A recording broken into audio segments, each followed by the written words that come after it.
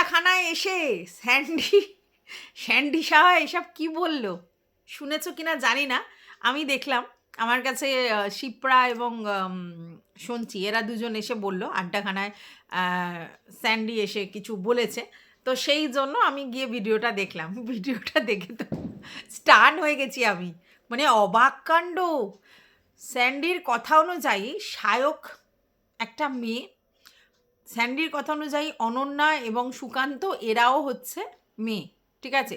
এবং ওর বক্তব্য ওরা দুজনে লেসু, মানে অনন্যা এবং সুকান্ত ওরা লেসু, ওরা বিয়ে করেছে কি করতে। যাই হোক, ও তিনজনের নামেই এই কথা বলছে। এবার সায়ক নিজে মেয়ে এবং সে শাড়ি ঠাড়ি পরে কন্টেন্ট করছিল পুরো সমস্ত কিছু করে, এবং ওদের বাড়িতে একটা ভিডিও শ্যুট ছিল, সেখানে ওরা সবাই শ্যুট ঠুট করে চলে গেছিলো। তখন স্যান্ডি ছিল এবং স্যান্ডি হালকা করে একটুখানি লাল জল খেয়েছিল, তার মধ্যে কিছু মিশিয়ে দিয়েছিল সায়ক ওর বক্তব্য অনুযায়ী, এবং তারপরে সায়ক ওর সঙ্গে জোর জবস্তি করে নিজেকে স্ট্রেট প্রমাণ করবার জন্য। এবং তারপরে যেটা হয় তাতে বলল যে ওর যেহেতু কোনো কিছু করা ছিল না, তার জন্য ওর ছিঁড়ে গেছিলো এবং হসপিটালে ভর্তি হয়েছিল। এবং শুধু তাই নয়, হসপিটালে ভর্তি হয়ে সেখানে নাকি 5,000 টাকা গুগল পে থেকে স্যান্ডি নাকি বিল দিয়েছিল। ভাবতে পারছো, মানে অবাক কাণ্ড। তো চলো, welcome back to my channel. আশা করছি তোমরা সবাই খুব ভালো আছো, আর আমিও খুব ভালো আছি নতুন একটা ভিডিওর সাথে। আমি রুনার লাইফস্টাইল থেকে। স্যান্ডি সাহার ইনকাম শুনে তো আমার মাথায় হাত, 1.5-2 লাখ টাকা ইনকাম, এবং তার বক্তব্য আমি যেহেতু একটা ভালো ফ্যামিলি থেকে বিলং করি, তাই আমি যদি ইকোনমিক্যালি এখনও কিছু নাও করি তাহলেও আমার হেসে খেলে চলে যাবে, কিন্তু আমি শখে কন্টেন্ট বানাই এবং সেখান থেকে প্রচুর প্রচুর রোজগার করে। হ্যাঁ, ইউটিউবে এখন তাকে দেখা যাচ্ছে না, বা ইনস্টাগ্রামেও নয়, বাট ফেসবুকে সে খুব বেশি সবসময় থাকে এবং 20টা করে এক একদিন ভিডিও দিতে পারে, এরকমও আছে। তো সেখানে সব কন্টেন্টও করেছে, এবং ও যা বললো যে প্রায় 21টা দেশ ও ঘুরেছে এবং এক একটা দেশে কয়েকবার গেছে। এবার এদের বক্তব্য, আড্ডাখানায় যারা রয়েছে তাদের বক্তব্য যে সেগুলো সব কেউ না কেউ আর কি ওকে স্পন্সর করেছে। তো ও বক্তব্য হলো, না, আমাকে সবাই স্পন্সর করে না, আমি নিজের টাকায় বেশিরভাগ গেছি।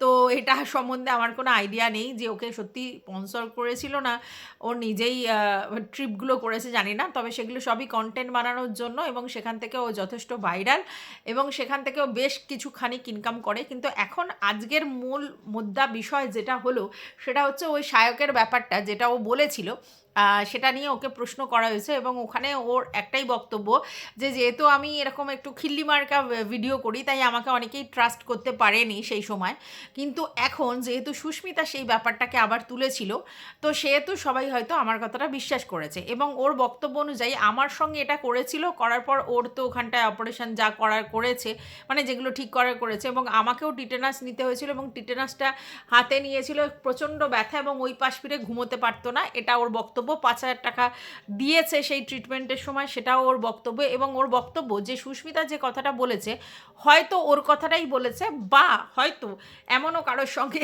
মানে ও সুকান্তকে অ্যাড্রেস করছে যে ওর সঙ্গেও ব্যাপারটা হতে পারে, এবং সেক্ষেত্রেও এটা হতে পারে। ও বলছে যে আমার সঙ্গে হয়েছে, মানে আর কারোর সঙ্গে হয়নি এমন নয়, আরও কারোর সঙ্গে হতে পারে।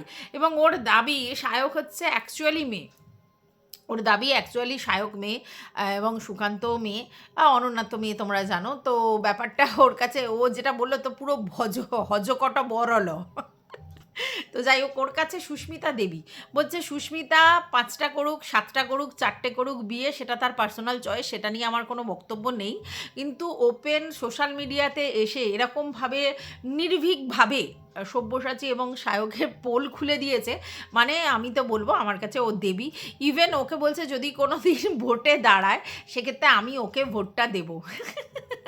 এবং ওর বক্তব্য যে শুধু সব্যসাচীকেই ও চেনে, মানে সুস্মিতার বর হিসেবে, এবং সেকেন্ড যার সঙ্গে বিয়ে করেছে তারটা দেখেছে, বাট বাকি আর যাদের সঙ্গে সম্পর্ক আছে বা ছিল, মানে আছে না, মানে ছিল যাদের সঙ্গে বিয়ে হয়েছিল, সেগুলো কাউকেই ও চেনে না। এবং ওকে জিজ্ঞেস করা হয় যে অনন্যাদের বিয়েতে ওকে নেমন্তন্ন করা হয়েছিল কিনা, বললো না, কারণ আমার সঙ্গে কোনো রকমই বন্ধুত্বপূর্ণ সম্পর্ক নেই, এমনি চিনি। আর সায়কের ব্যাপারটাই ও মেনলি ফোকাস করেছে, এবং ও বলল যে এটার জন্য আমার ভীষণ একটা ট্রমা চলেছিল, আমি ভীষণই মানে কষ্ট পেয়েছিলাম, তার জন্য চোখে জল ফল বেরিয়ে যাচ্ছে, অনেক কিছুই হচ্ছে। তো জানি না এটা কতটা সত্যতা আছে, কতটা মিথ্যা মেশানো আছে বলতে পারবো না। তবে একটা কথা খুব দামি বলেছে স্যান্ডি, যে যখন আমাদের সঙ্গে কিছু হয় তখন আমরা যদি প্রতিবাদ করি, তো আমি একা বললে সেই জিনিসটা যতটা না বিশ্বাস হয়, ওরকম যদি অন্য কেউ সেই ব্যাপারটাকে বলে তাহলে সেক্ষেত্রে বোঝা যায় যে সে সত্যি বলছে। এবং ওর বক্তব্য, যার সঙ্গে অন্যায় হচ্ছে তারা যেন রাইট টাইমে রাইট ডিসিশন নিয়ে স্পিক করে, বলে কথাগুলো, না হলে কিন্তু এরকমভাবে নির্যাতন অত্যাচার হতেই থাকবে। এটাই ওর বক্তব্য। যাই হোক, ও বাংলাদেশে নাকি ব্যান্ড হয়ে গিয়েছিল শুনলাম, তো ও বললো না এরকম কিছু না, ওর উপর নাকি জাদু টোনা করা হয়েছিল এবং সেখানে সব পোড়া রুটির সঙ্গে আহ, ৩ মাথার মোড়ে নাকি ইউরিন খাইয়ে দিয়েছিল, তার জন্য নাকি ও বশীকরণে চলে গিয়েছিল। এবং ওর বক্তব্য যে এই বশীকরণগুলো বেশি দিন স্টে হয় না, কিছু দিনের জন্য হয়, রিয়েল জিনিসটা আলাদা। তবে হ্যাঁ, এটা আমি তোমাদেরকে বলতে পারি, এই যে পেপারে বা সব জায়গায় দেখবে অ্যাড, যে ১ মিনিটে বশীকরণ, ১ মাসের মধ্যে এই অমুক তমুক, এই যে বশীকরণ এই ব্যাপারটা কি হিপনোটাইজ করা যায়, ঠিক আছে?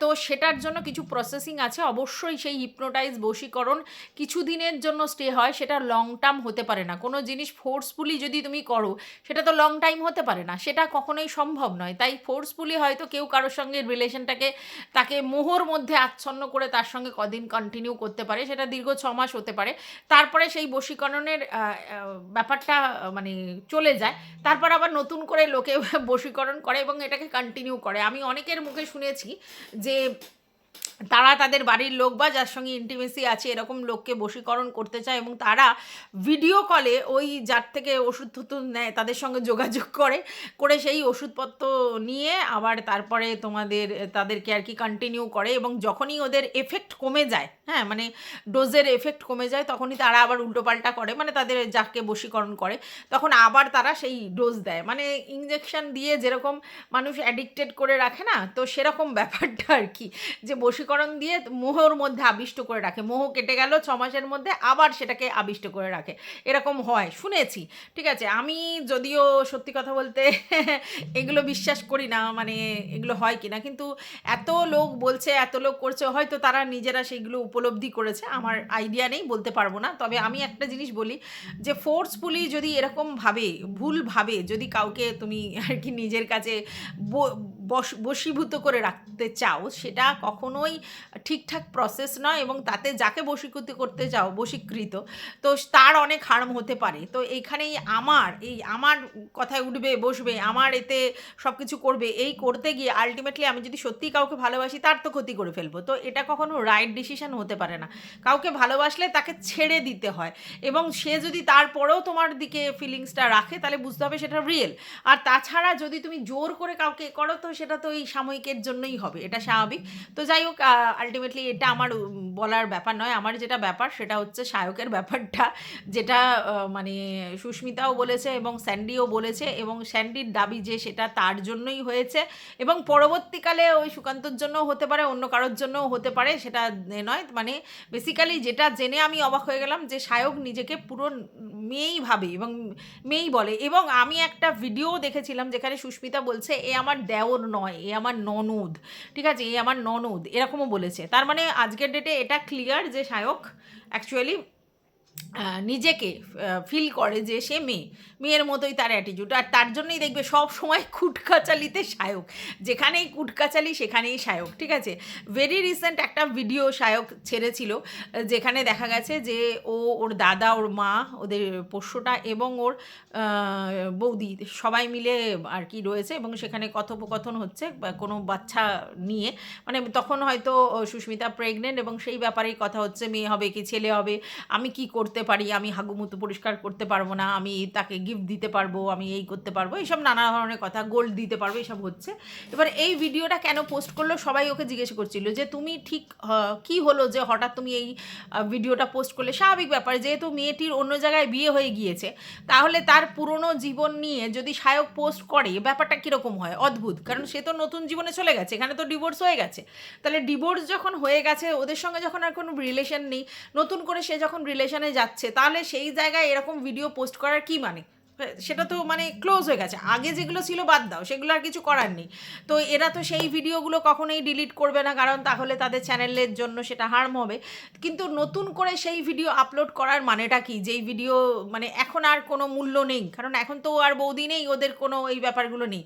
তাহলে কেন সায়ক এটা পোস্ট করলো? অনেকেরই প্রশ্ন। তো অনেকে আবার এটা বলছে যে সায়ক এটা বোঝানোর চেষ্টা করলো যে সুস্মিতা যেটা বলেছে যে এই চক্রবর্তী ফ্যামিলি আমার বাচ্চা আসতে দেয়নি, বা আমার বাচ্চা চায়নি, বা আমার বাচ্চাকে শেষ করে ফেলেছে, এরকম ধরনের যে অ্যালিগেশনগুলো দিয়েছিল সেটা যে আদৌ সত্যি নয়, মিথ্যা, সেটা প্রমাণ করার জন্য সায়ক এটা প্রমাণ করতে চাইলো যে আমরা যথেষ্ট হাসি খুশি ছিলাম এই ব্যাপারটাতে যে আমাদের বাড়িতে একটা নতুন নিউবর্ন বেবি আসতে চলেছে, এবং তাকে নিয়ে আমরা যথেষ্ট ভাবনা চিন্তা করছিলাম, আমরা তাকে এক্সপেক্ট করছিলাম, এবং তার ভালো মন্দ নিয়ে চিন্তা করছিলাম, কে কি কেয়ার করবে, কে কি করবে, মা থেকে আরম্ভ করে দাদা থেকে আরম্ভ করে আমি, সবাই মিলে সেটা নিয়ে ওরিড ছিলাম। তাহলে সুস্মিতা যে কথাটা বলেছে যে ওরা আমার এইটাকে করে ফেলেছে এবং ওরা চায় না আমার সন্তানটা হোক, চক্রবর্তী ফ্যামিলির জন্যই আমার বাচ্চা নেই, এরকম যে কথাগুলো বলছে এটা অ্যালিগেশন, এটা মিথ্যা কথা, এটা প্রমাণ করার জন্যই ও ভিডিওটা দিয়েছিল সেদিনকে।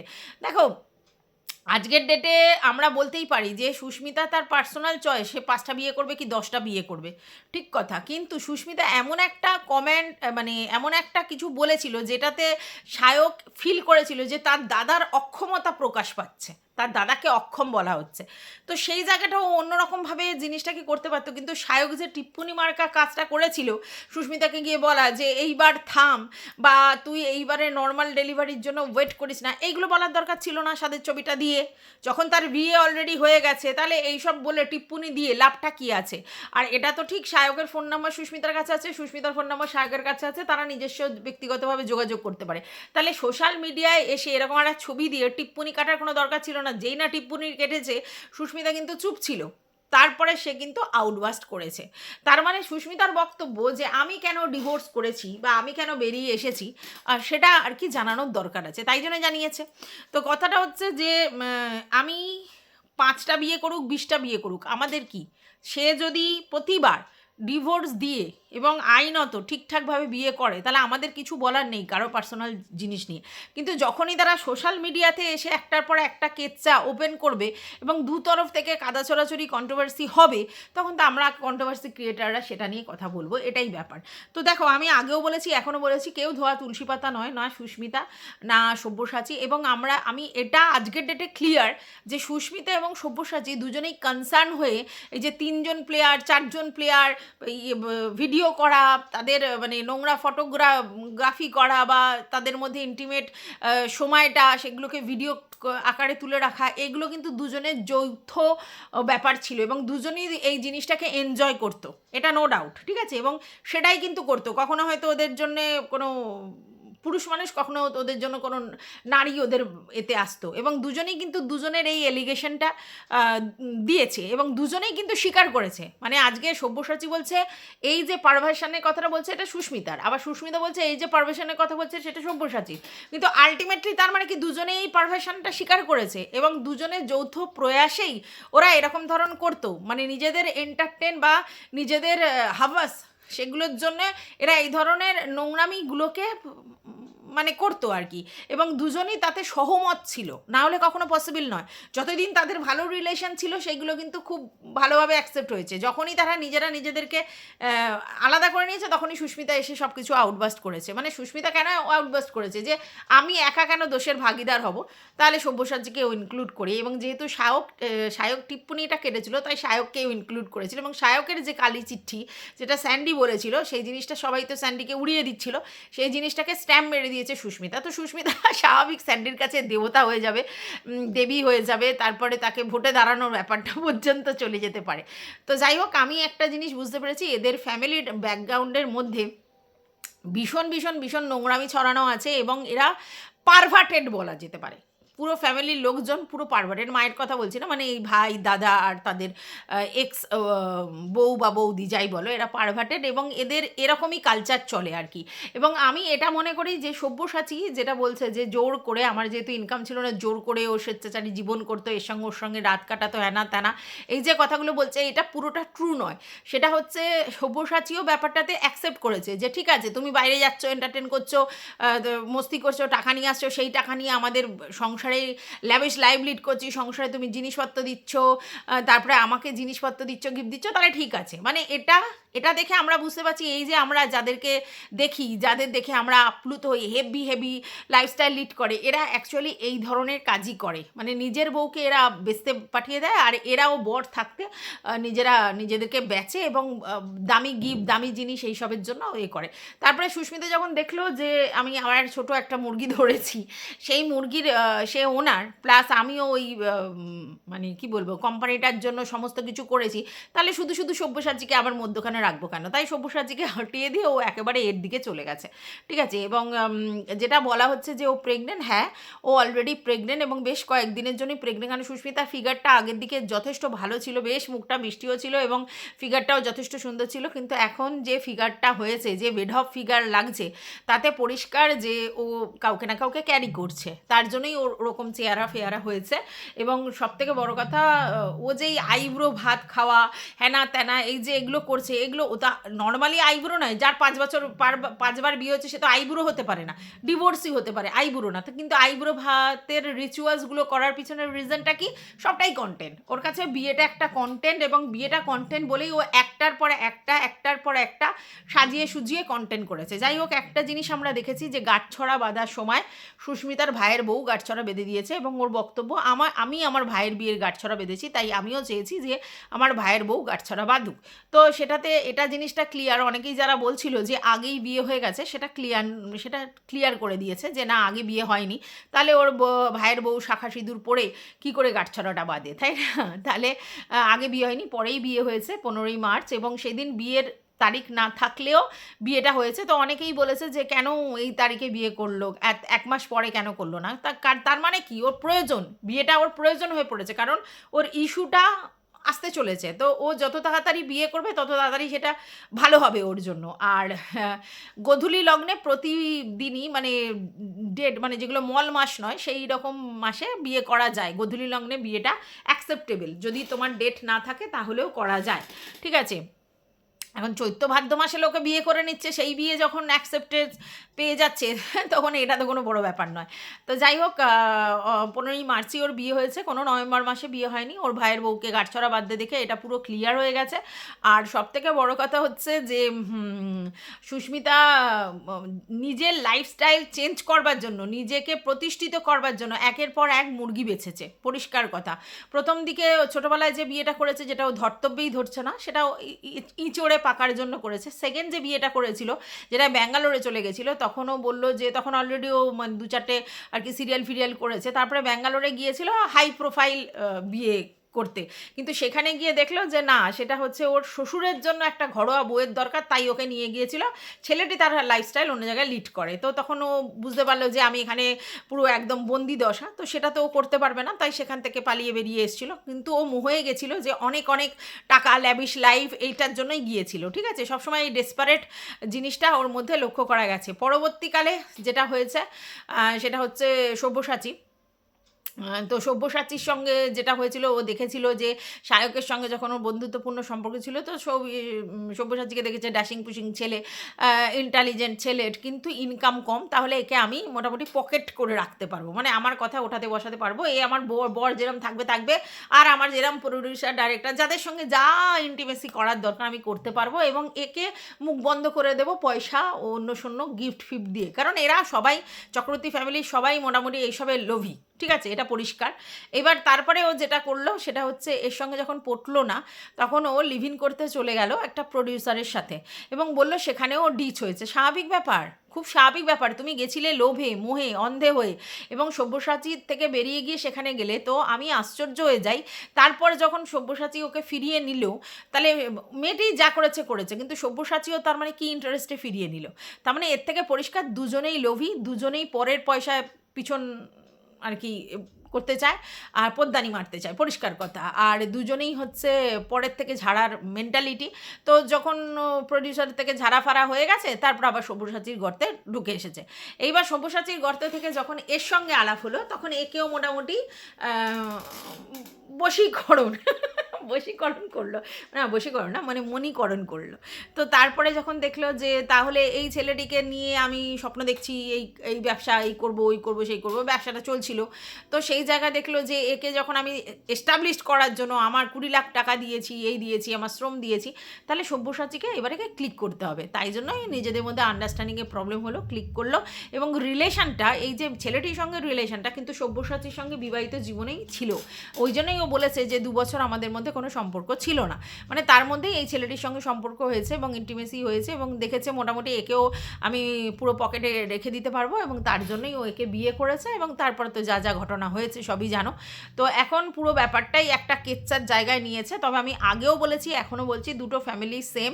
এবং সায়কের কার্তুজ, হ্যাঁ কালো কার্তুজ যে প্রচুর আছে, সেটাও কিন্তু চলে আসছে মার্কেটে। এবং সত্যি কথা এরা ব্লগে দেখায় একরকম, 2-4টে সিরিয়াল করার পর যেহেতু একটু ভাইরাল ফেস হয়েছে, তাই ব্লগ করে করে নিজের ইনকাম, তারপরে কোলাবোরেশন করে, আর ওই যে প্রমোশনাল ভিডিও করে ইনকাম, সেইগুলোই করতে চায়। বাদবাকি এদের ভিতরটা কিন্তু একেবারেই কালো কার্তুজ দেয়া, ঠিক আছে?